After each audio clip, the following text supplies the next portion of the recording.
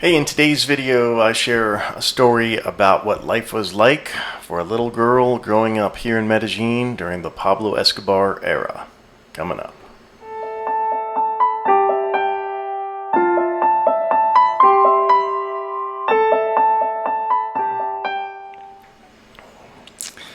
Hey, welcome to the video.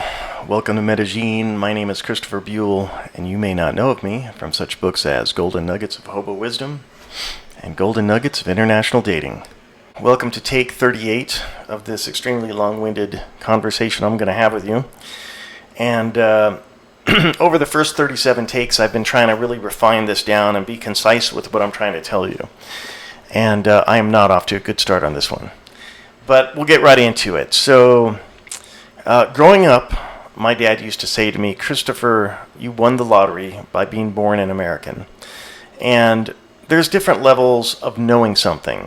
So you can know something because you read about it or because your dad told you, or you can know about it because you experienced it.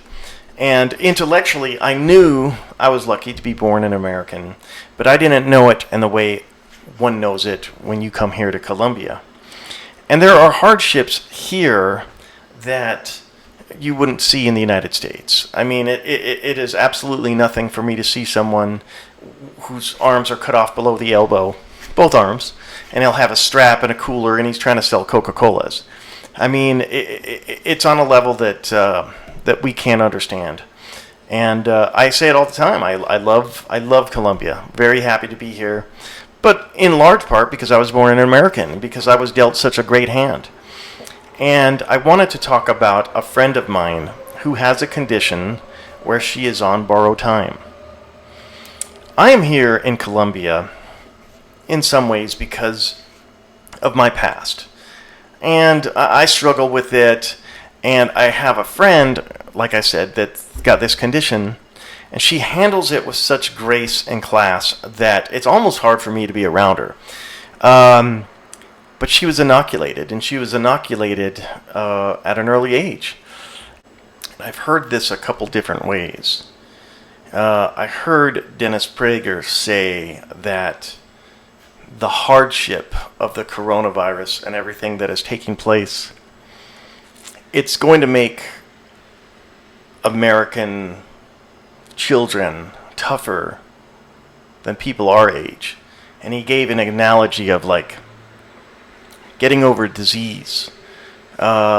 Sometimes you inject a little bit of the poison so your body can do whatever your body does with it, make antibodies, and then you can fend that disease off.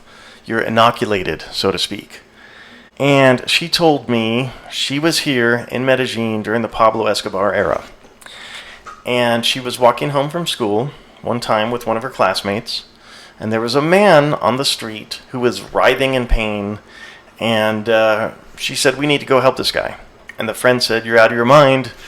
Adults can deal with him. Well, they continued to walk, and eventually the cops showed up in a few minutes, and they were all mown down. They were all shot. And other civilians who were there trying to be heroes got shot too. And, what that must have done to her psyche. And like I said, unless she tells you, you wouldn't know that she has a condition. You wouldn't know anything.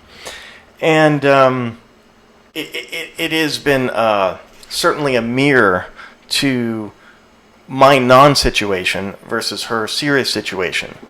One of the things that was said to me that was just haunting was that there is a percentage of women her age who are single because so many of the men were killed that they should have married.